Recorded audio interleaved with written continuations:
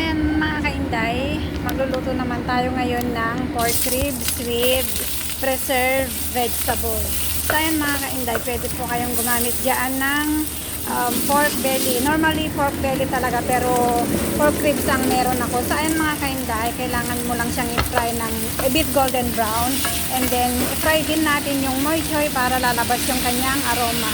So ayan, naglagay din pala ako dyan ng ginger and then garlic, star anise, and then sa pampalasa naman naglagay lang ako dyan ng dark soy sauce, maraming oyster sauce, rock sugar, and then white pepper. So ayan mga kainday, tsaka natin lagyan ng tubig, chili, and then sisimmer mo lang siya ng low fire within 30 to 40 minutes hanggang lumambot po ang ating pork mga kainday. Masarap po siya. May kanya-kanya po tayong paraan ng pagluluto dito. Pwede ka din gumamit ng tawag dito, ng yung maglagay ng cinnamon stick, bay leaves. It's up to you mga kainday. Pero ang ginamit ko lang diyan is star anise. So ayan mga kainday, thanks for watching.